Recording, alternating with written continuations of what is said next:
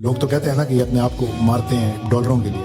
वजीरिस्तान में आप आए ना, आपको पता हो कि RPG-7 का फायर भी सामने से आ रहा है, AK-47 का भी आ रहा है, 12.7 का भी आ रहा है, नीचे माइंस भी हैं।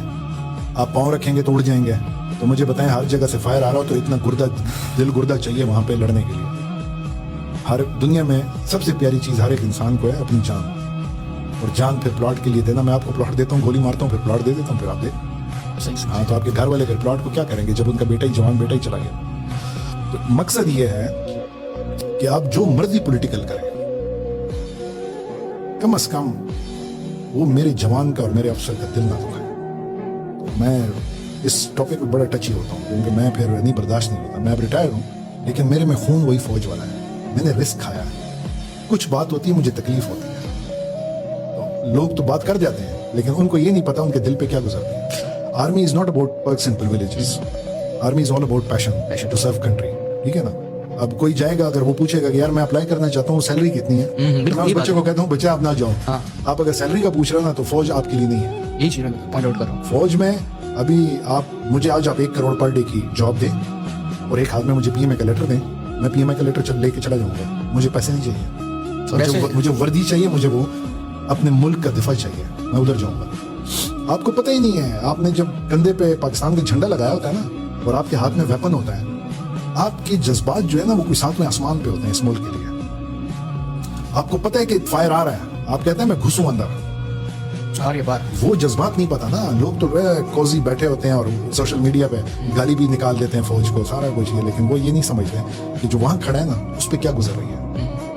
कोई बात इतनी होती नहीं है, सबूत भी नहीं होता, लेकिन लोग बस गालियां शुरू कर देते हैं, लोग तोहमत लगाना शुरू। इंशाल्लाह इंडिया की हिम्मत भी नहीं हो सकती अटैक करने की। अगर पैसे से और वेपन से जंग जीती जाती तो अमेरिका वियतनाम में जीत जाता, अमेरिका अफगानिस्तान में जीत जाता, अमेरिका इराक में जीत जाता। हर जगह से वो भागा है। तो व्हाट डज इट मीन? पैसा और टेक्नोलॉजी से जंग नहीं जीती जा सकती। जंग जीती जा सकती है जिगरे से। हम छोटा मुल्क है ना, लेकिन अपने हमारी एक ही नस्ल है, हमारी पाकिस्तानी नस्ल है। मुसलमान है अल्हम्दुलिल्लाह सारे। लड़ेंगे तो अल्लाह की राह पे लड़ेंगे और अपने मुल्क के लिए लड़ेंगे। आप इंडिया की कौमियतें चेक करें ना, कितनी कौमियत है। मुसलमान हैं, हिंदू हैं, सिख हैं, ईसाई हैं, सबका किबला, सबकी 120 तो जबानें बोली जाती हैं। उनकी बटालियन में, रेजिमेंट में तो ये भी मसला होता है, एक ऑर्डर पास करें तो लोगों को समझ ही नहीं आता वो जंग क्या करेंगे। जंग इससे नहीं होता आपने राफेल ले लिए तो हो गया। राफेल को चलाने वाला जो बैठा हुआ है ना, उसका जिगरा, always a man behind the gun, वो लड़ता है। तो वो उसके लिए अल्हम्दुलिल्लाह हमारे पास टेक्नोलॉजी नहीं है, इसलिए हमारी ट्रेनिंग बहुत सख्त है।